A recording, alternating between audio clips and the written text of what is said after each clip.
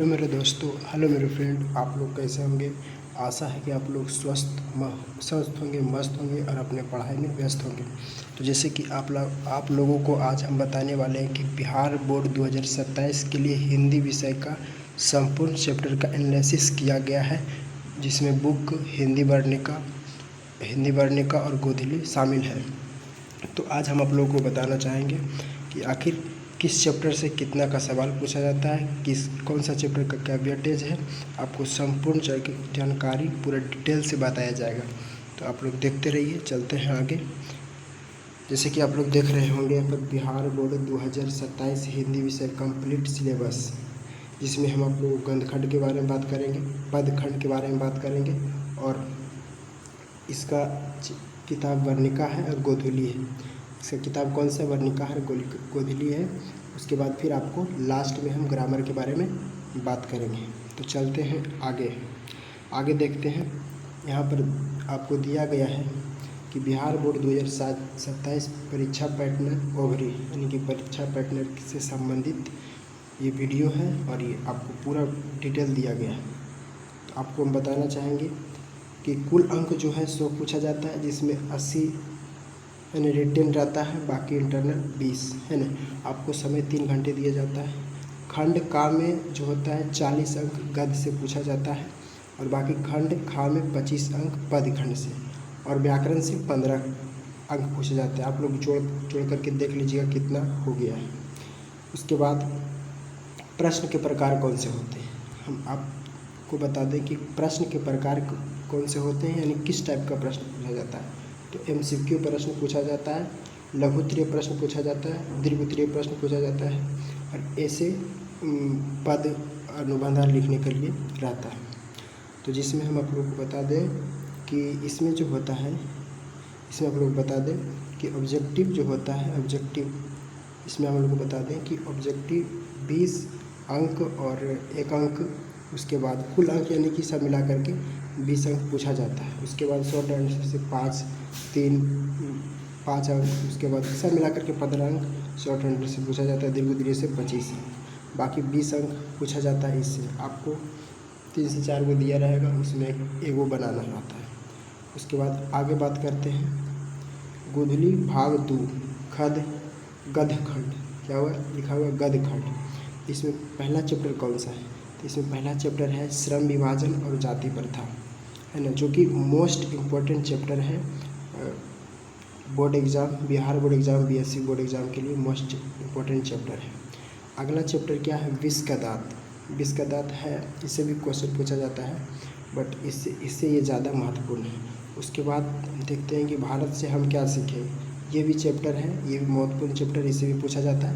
तो आ जाता है अगला 4 नंबर क्वेश्चन, नाखून क्यों बढ़ते हैं, ये मोस्ट इम्पोर्टेंट चैप्टर है ना। उसके बाद आगे बढ़ते हैं नागरी लिपि, 5वां चैप्टर में नागरी लिपि आता है। छठा चैप्टर बहादुर, जिसका लेखक अमरकांत है और ये भी महत्वपूर्ण चैप्टर है। इससे भी बहुत बढ़िया क्वेश्चन और बहुत ज़्यादा क्वेश्चन पूछा जाता है। अगला चैप्टर है परंपरा का मूल्यांकन, इससे पूछा जाता है, कम पूछा जाता है। और अगला चैप्टर है जीत जीत में निखत हूँ, ये सबसे भी पूछा जाता है, जिसके लेखक कौन है, बिरजू महाराज। अगला 9वां चैप्टर कौन सा, अभिनव, जिसका लेखक कौन है, अशोक वाजपेयी। अगला चैप्टर है मछली, ये महत्वपूर्ण चैप्टर है। आप लोग इसको एकदम जो भी दिया हुआ पीला आप उसको एकदम नोट दिमाग में बैठा लीजिए कि महत्वपूर्ण चैप्टर है, इससे क्वेश्चन पूछा जाएगा तो पूछा जाएगा। इस सब से भी पूछा जाता है, लेकिन इससे एकदम 100% निश्चित है कि पूछा जाएगा तो पूछा जाएगा। अगला चैप्टर है 11वां चैप्टर नौबत खाने में इबादत और 12वां चैप्टर सबसे लास्ट चैप्टर गद्य का सबसे लास्ट चैप्टर गद्यखंड का शिक्षा और संस्कृति, जिसके लेखक कौन है, महात्मा गांधी। शिक्षा और संस्कृति के बारे में बताए हैं। अगला चैप्टर क्या है, अगला आ जाता है पदखंड। पद मतलब क्या होता है, एक होता है गद्य, एक होता है पद। गद्य मतलब क्या होता है, कहानियाँ हो उसमें आ जाती है, अनुबंध आ जाता है और भाषण आ जाता है बहुत सारे, और अपने जीवन लेख ही आ जाता है, यानी कि अपने जीवन के बारे में लिखते कोई लेखक। तो वो सब सारा जितना भी होता है कहानी की तरह जो पढ़ेगा रहता है, वो सब गद्य खंड में आता है। पद खंड में जिसमें कि कविताएं होती है और श्लोक होता है, ये सब जो होता है ये सब पद खंड में आ जाता है। तो जैसे कि आप लोग देख सकते हैं कि पहला में है राम नाम बिनु बिरथे जग जनमा, और दूसरा में है प्रेमानी श्री राधिका। राम नाम बिनु बिरथे जग जनमा, इससे भी क्वेश्चन आता है। और ये दूसरा नंबर प्रेमानी श्री राधिका, इससे ज़्यादा क्वेश्चन पूछता है। उसके बाद अति सुधो स्नेह को मारग है, अति सुधो स्नेह को मारग है तीसरा चैप्टर। और चौथा में स्वदेशी, पाँचवा में भारत माता। भारत माता इम्पोर्टेंट चैप्टर है, आप इसे बेहतरीन ढंग से पढ़िएगा और ध्यान दीजिएगा। छठा नंबर में जनतंत्र का जन्म, जिसमें रामधारी सिंह दिनकर हैं जिनका लेखक, ये भी महत्वपूर्ण चैप्टर है। अगला क्या है? अगला है हिरोशिमा। हिरोशिमा से पूछा जाता है, बट कम क्वेश्चन पूछा जाता है लेकिन उतना क्वेश्चन इससे नहीं पूछा जाता है हिरोशिमा से। उसके बाद एक वृक्ष की हत्या, इससे भी क्वेश्चन पूछा जाता है लेकिन उतना क्वेश्चन नहीं पूछा जाता है। हमारी नींद, इससे भी क्वेश्चन पूछा जाता है बट कम पूछा जाता है।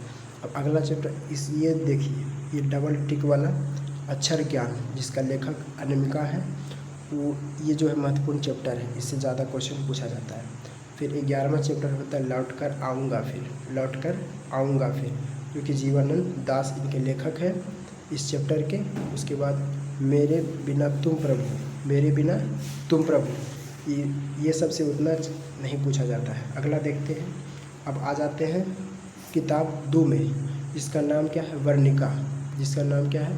अब दूसरा बुक में आ जाते हैं जिसका नाम क्या है? वर्णिका लघु कथा। इसमें छोटा छोटा कहानियाँ हैं, 5 कहानी आराम से क्लियर हो जाएगा, वन शॉट में सारा क्लियर हो जाता है। अब इसके बारे में समझते हैं। सबसे पहला चैप्टर दही वाली मंगवा ढाते विश्वास, ये एकदम डबल टिक कर लीजिए, इसको जो है एकदम डबल टिक कर लीजिए कि दही वाली मंगवा ढाते विश्वास, इससे क्वेश्चन ना पूछे हो ही नहीं सकता है।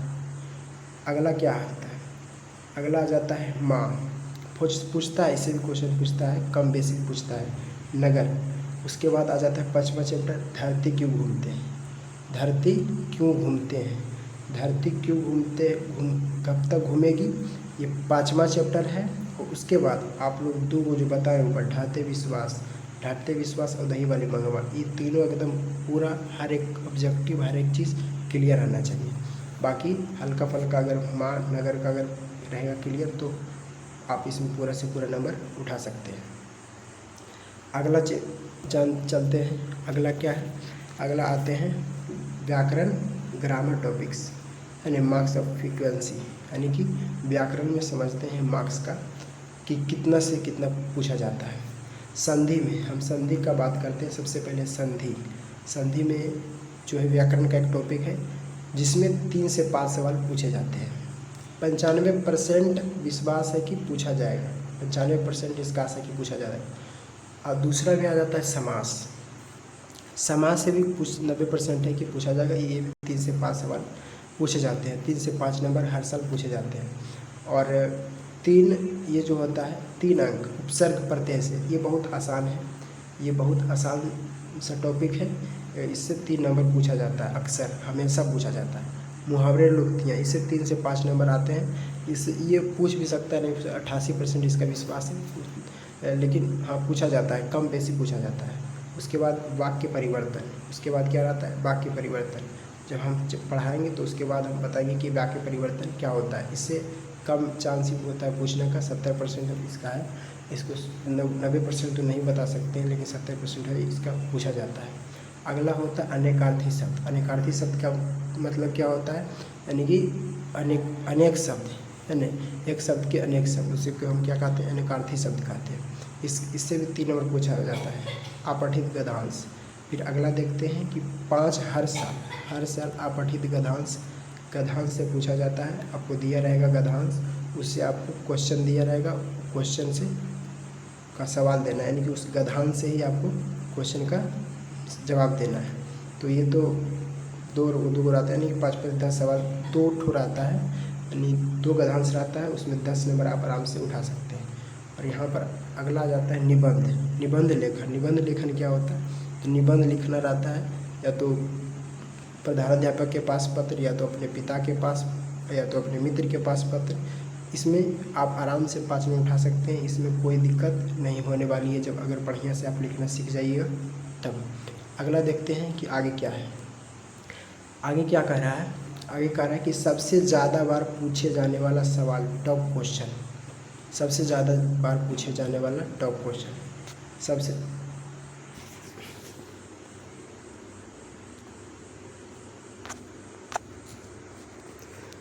टॉप क्वेश्चन, इसके लिए क्षमा कर दीजिएगा, सबसे ज़्यादा बार पूछे जाने वाला टॉप क्वेश्चन। तो आप लोग देख सकते हैं कि सबसे ज़्यादा बार पूछे जाने वाला टॉप क्वेश्चन है श्रम विभाजन और जाति प्रथा से क्या कहानियाँ हैं, यानी कि श्रम प्रथा और जाति प्रथा से के बारे में पूछा जाता है। नाखून क्यों बढ़ते हैं, क्या है, नाखून क्यों बढ़ते हैं, इससे भी पूछा जाता है नाखून क्यों बढ़ते हैं, नाखून क्यों बढ़ते हैं। उसके बाद धरती कब तक घूमेगी, जनतंत्र का जन्म और बहादुर, बहादुर।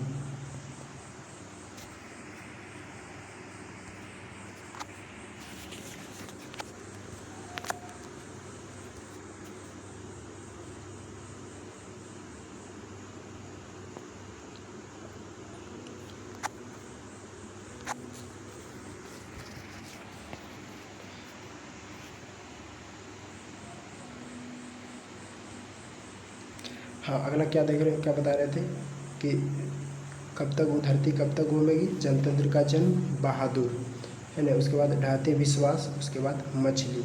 ये 7 चैप्टर जो है टॉप क्वेश्चन यानी कि पूछने वाला क्वेश्चन है, यानी कि ये जो है हर साल पूछा जाता है। और सब आगे देखते हैं, है ना। अब यहाँ पर सबसे लास्ट में क्या है, सबसे लास्ट में बताया गया है, सबसे लास्ट में आपको क्या बताया गया है, निबंध विज्ञान की लाभ और हानि और त्यौहार पर, जो भी दशहरा पर, दिवाली पर और छठ पर जो भी लिखने का आता है वो भी महत्वपूर्ण रहता है। ये भी 5 नंबर का पूछा जाता है, ये भी महत्वपूर्ण होता है। उसके बाद आगे समझते हैं कि टॉपिक वाइज मार्क्स, आप लोग देख सकते हैं टॉपिक वाइज मार्क्स क्या होता है। गद्य का, गद्य 40% इसका ग्राफ है, आप लोग देख सकते हैं। पद का 25% और वर्णिका का 20% है, इसका 20 यहाँ तक ग्राफ है। यानी सबसे कम जो है अपठित घटांश, क्योंकि वो दिया हुआ रहता है, उसका बस खाली आराम से क्वेश्चन का उत्तर देना पड़ा करिए, है ना। गोधूली से आप देख सकते हैं यहाँ पर, ये आपको पूरा बढ़िया से लिखा गया है, यहाँ पर बढ़िया से बताया गया कि गद्य खंड से गोधूली से 40 अंक, पद खंड से 25 अंक, लघु कथा से 20, व्याकरण से 10, निबंध से 5, अपठित ज्ञान से 5, है ना। यानी कि 105 आपको 100 में 100 बना सकते हैं अगर आप बढ़िया से पढ़ करके जाते हैं तो। अब सबसे पहले आपको क्या करना क्या है, सबसे पहले आप गद्य खंड पक्का पूरा कर लें। 45 अंक का सबसे पहले ध्यान से तैयार करें और हर गद्य का सार पात्र परिचय जरूर याद करें, यानी कि जो भी क्वेश्चन का सवाल है, जो भी व्याख्यान होता है उसको आप बढ़िया से क्लियर करें। उसके बाद वर्णिका की 3 कहानियाँ फोकस करें, बताएं। सबसे पहला में मंगमा, दूसरा में क्या बताया, ढाते विश्वास, और धरती कब तक घूमेगी। ये तीनों पर ज़्यादा ध्यान दें। बाकी 2 में बीच में जो है उस पर आप हल्का कम भी ध्यान देंगे तो कोई दिक्कत नहीं होने वाला है। अगला क्या बात करते हैं, अगला आप देख सकते हैं कि अगला है निबंध 3 टॉपिक तैयार करें। सबसे पहले निबंध 3 टॉपिक तैयार करें, विज्ञान के लाभ हानि, पर्यावरण मेरा देश, इनमें से एक जरूर आता है ना। उसके बाद है ऑब्जेक्टिव एमसीक्यू पर ध्यान दें। आप सब्जेक्टिव जब क्लियर कर लें तो उसके बाद ऑब्जेक्टिव पर भी ध्यान दें, है ना, ऑब्जेक्टिव पर पूरा ध्यान दें। उसके बाद आगे समझते हैं कि टाइम मैनेजमेंट। आप लोग एग्ज़ाम में अक्सर होता है कि टाइम मैनेजमेंट नहीं हो पाता है। 3 घंटे में एमसीक्यू 30 मिनट, एमसीक्यू पर यानी कि मल्टी ऑब्जेक्टिव क्वेश्चन पर 30 मिनट और 45 मिनट शॉर्ट क्वेश्चन पर और लॉन्ग क्वेश्चन पर 75 मिनट दें। मतलब कि आप लोग जब बढ़िया से अगर तैयारी करके जाएगा तो 30 मिनट क्या उससे पहले आप बना सकते हैं, क्योंकि आपको 100 को रहता है क्वेश्चन, उसमें 50 को ही बनाना रहता है, तो आप बढ़िया से बेहतर तरीके से बना सकते हैं।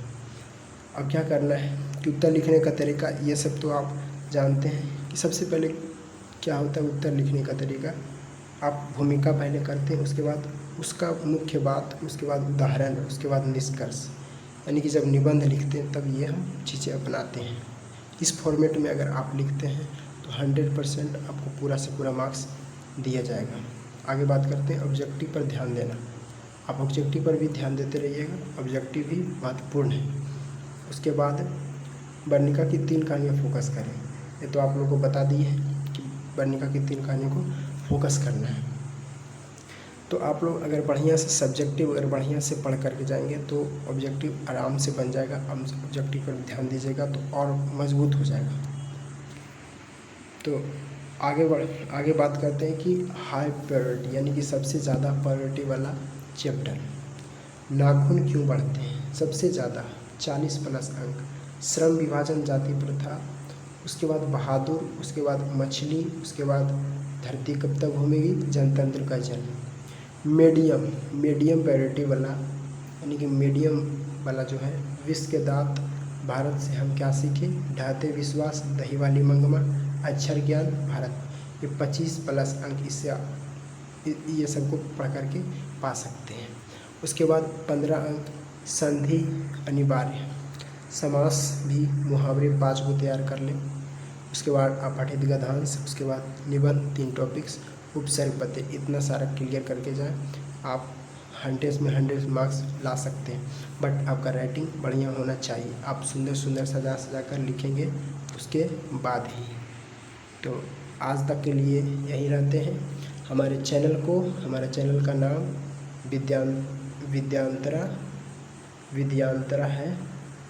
इसको आप लोग सब्सक्राइब कर लें। अगर आपको हमारा वीडियो अच्छा लगे तो सब्सक्राइब करें और ज़्यादा से ज़्यादा लाइक करें और वीडियो को शेयर करें। और इसी तरह से वीडियो देखने के लिए हमारे चैनल को लाइक करें, सब्सक्राइब करें, ज़्यादा से ज़्यादा शेयर करें। तब तक के लिए जय हिंद।